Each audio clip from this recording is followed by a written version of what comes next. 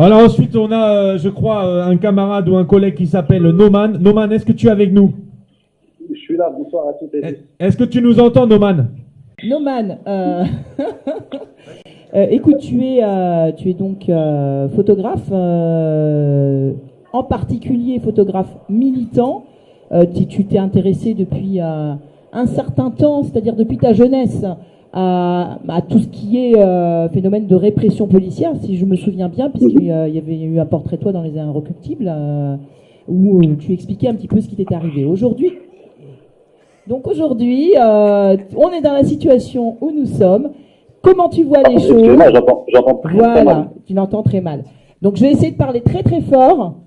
On est dans une situation là d'effervescence sociale en France, avec évidemment une recrudescence, comme on peut le constater encore aujourd'hui, en termes de répression policière, en termes de répression gouvernementale. Est-ce que toi tu le constates au quotidien? Qu'est-ce que tu penses de tout ça? Voilà, est-ce que tu peux nous raconter un petit peu comment tu vis les choses au quotidien en ce moment? Ce qu'on constate, c'est que depuis 2016, il y a une évolution, une progression de la répression policière qui est évidente. On l'a vu beaucoup à Nuit debout, on l'a vu beaucoup lors des manifestations spontanées, dites manifestations sauvages dans les rues de Paris. Et aujourd'hui, sous le gouvernement de Macron, on a évidemment une police ultra violente qui a la main libre sur toute la répression qu'elle peut faire sur les manifestantes et les manifestants. Ça se concrétise notamment par lors de la dernière manifestation parisienne, plusieurs camarades qui ont été agressés, des photographes qui ont été agressés, et une police qui est vraiment complètement lâchée dans les cortèges et qui se permet de charger sans aucune mesure, je dirais, dans leur manière d'appliquer la répression. Tout à fait, ouais. Justement, aujourd'hui, il y a eu un certain nombre d'incidents.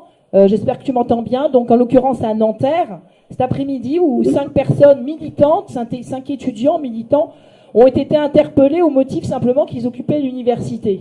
Est-ce que tu en as entendu parler? Et puis, oui, déjà de ça, et puis de ce qui s'est passé également la nuit dernière à Notre-Dame-des-Landes. Et est-ce que tu peux nous raconter un petit peu ce que tu sais de ces événements?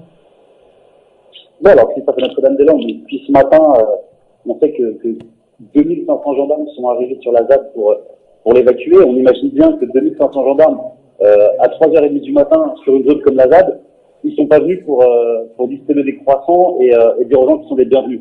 Donc, quand on connaît tout le dispositif policier répressif qu'ils ont à leur disposition, on peut évidemment craindre des débordements de la part de la police et une réponse totalement disproportionnée de leur part sur des gens qui occupent des champs.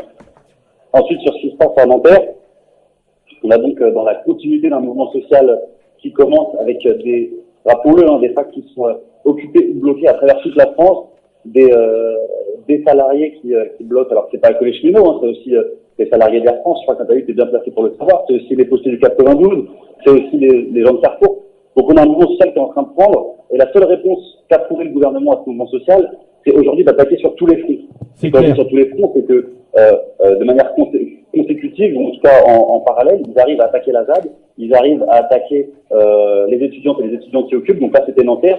On peut craindre une situation similaire dans les autres facs d'Île-de-France et de France. Ce matin aussi, c'était Lille 2, on n'en a pas beaucoup parlé, mais les étudiantes et les étudiants de Lille se sont retrouvés face à des cordons entiers de CRS ce matin lorsqu'ils ont essayé de bloquer leur fac. Et ce qui s'est passé à Nanterre, c'est finalement un exemple parmi tant d'autres.